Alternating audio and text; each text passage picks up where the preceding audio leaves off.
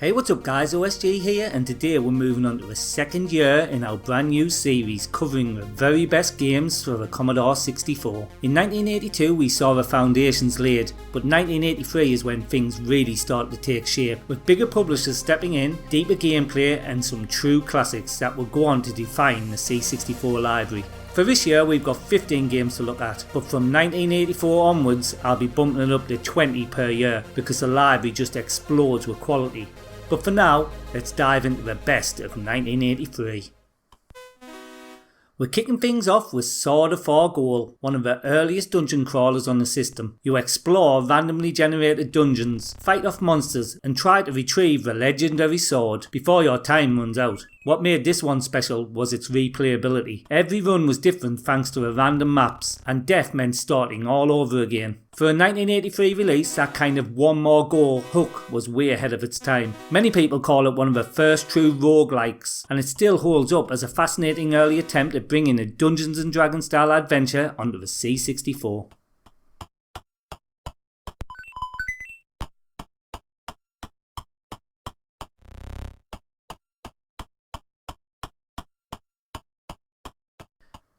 Next up we have Star League Baseball. Sports games in 1983 were usually pretty shallow, but this one had proper pitching, batting and even fielding. It gave players more control and more of a sense of real sport than most baseball titles of the early 80s managed. Playing against a mate was great fun, and while it looks basic now, for the time it's one of the most complete baseball sims you could get at home. For C64 owners who wanted something different from arcade shooters, this was a great change of pace.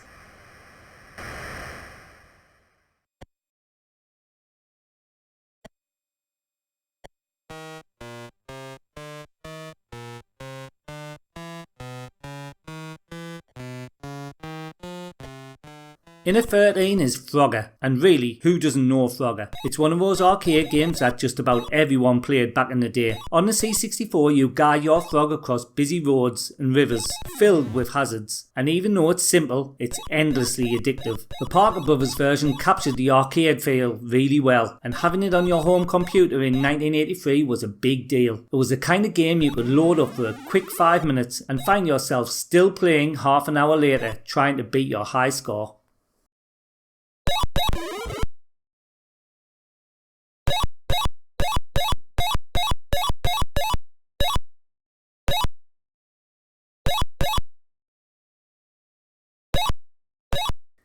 In 12th we've got Sticks, which was clearly inspired by the arcade hit Quicks. The idea is to draw lines across the screen and to claim territory, all while dodging enemies that bounce around and try and stop you. It's nerve-wracking because the bigger your section you try to claim, the more risky it is. But what makes it really fun is the constant push and pull between safety and greed. It might not have been as polished or well known as its arcade inspiration, but on the C64 it proved that this kind of tense strategic arcade gameplay could work brilliantly.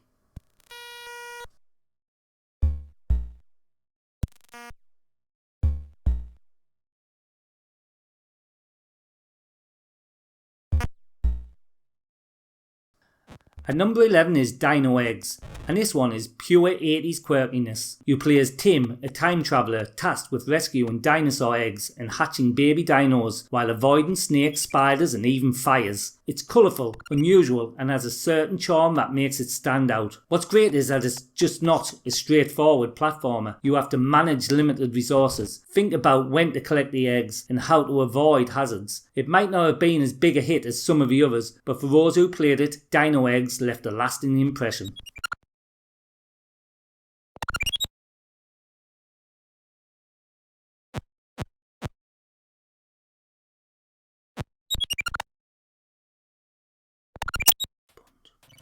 Breaking into the top 10 we have Gumball from Broderbund. This puzzle game has you sorting coloured gumballs into the right tubes as they tumble down faster and faster. It sounds daft, but trust me, it's one of those games where the challenge sneaks up on you and suddenly you're hooked. It's frantic, it's colourful, and it's got that arcade puzzle energy that Broderbund was so good at. Not the most famous game on the list, but it's one of those hidden gems that C64 fans still talk about.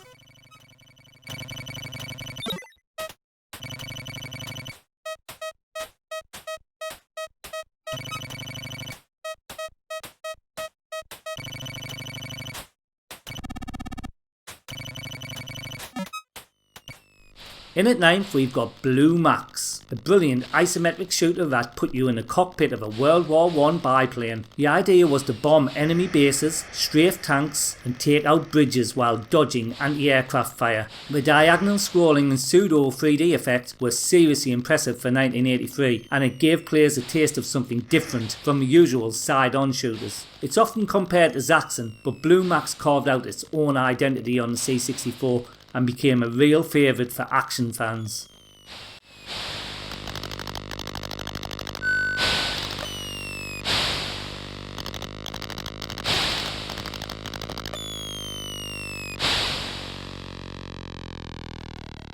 At 8 we've got Squish 'em, a vertical platformer where you have to climb up skyscrapers, squashing enemies as you go. The gameplay itself was simple but addictive. It's bright, it's fun, and with that little bit of personality added in, it's stuck in people's memories.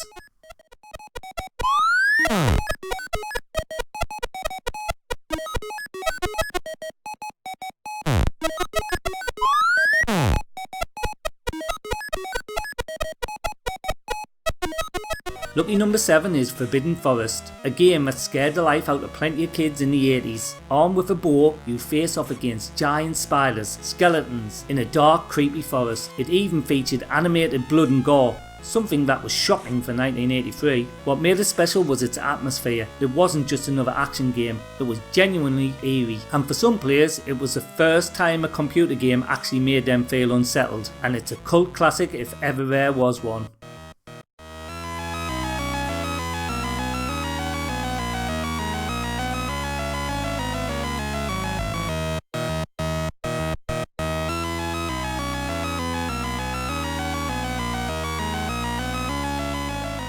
At 6 we've got Lode Runner, one of the most famous puzzle platformers of the early 80s. The goal is to collect treasure while digging holes and trapping enemies and then escape. But the real genius was the level editor, one of the first ever on the C64, which let players make and share their own challenges. That feature gave the game endless replay value, and it made Lode Runner a massive hit, not just for the C64 but across loads of platforms.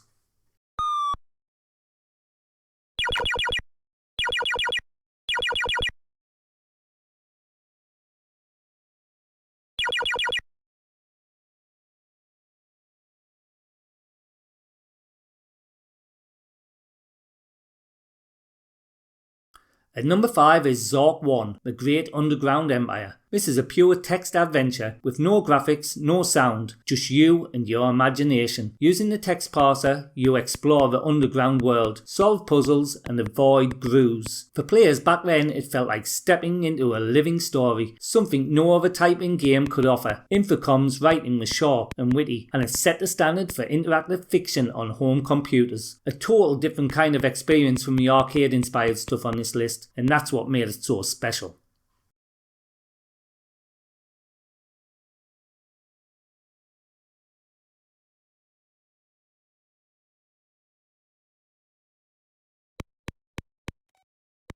At 4 is Jumpman, one of the best early platformers on the C64, with 30 levels, each with its own gimmick. From bombs to defuse to tricky jumps and enemies, it kept players guessing and constantly challenged. The controls were tight, the variety was fantastic, and it really set the bar for platforming on the system. For many C64 owners, Jumpman was the first game that made them think, yeah, this machine can really do platformers.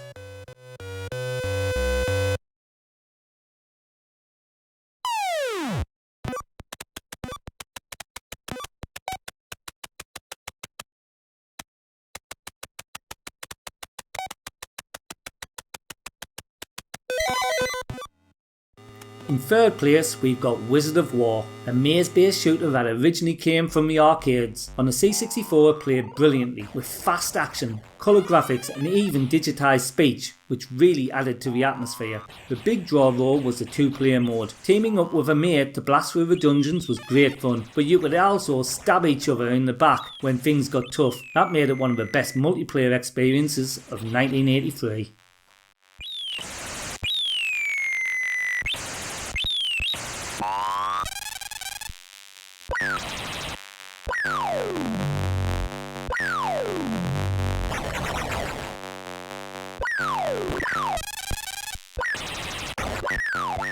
Runner up is Archon, The Light and the Dark. One of the most innovative C64 games ever made. It looks a bit like chess at first, but then instead of simply taking a piece, you go head to head in a real-time battle. Dragons, golems and elementals clash on the battlefield, each with their own abilities. It was a brilliant mix of strategy and action, and it stood out immediately as something totally unique, a defining game for Electronic Arts and a true C64 classic.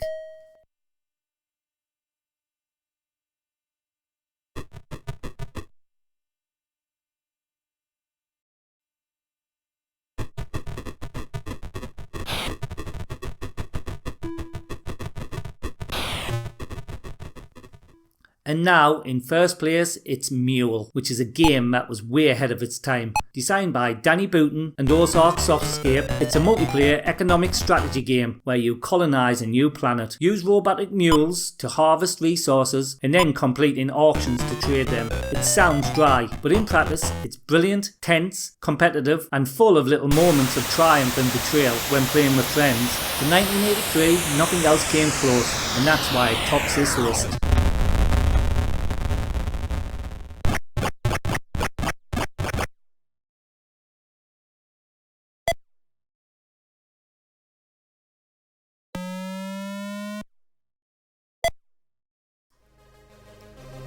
And that wraps up 1983, the first full year of C64 development, and already we're seeing incredible variety, from arcade thrills like Blue Max and Wizard of War to the innovative strategy of Archon and M.U.L.E, and even the text-based adventures of Zork. This was the year that the system really found its feet. From 1984 onwards, I'll be covering 20 games per year because the Commodore 64 library only gets bigger and better, so make sure you subscribe and don't miss it. And let me know your favourites from 1983 down in the comments. Oh, and if you would like to become a Patreon like these generous guys going up the screen right now, get on over to my Patreon channel where you can pledge for as little as $1. That will get you perks like your name in the end credits, video requests, giveaways and more in the future. Till next time, this is OSG, signing out.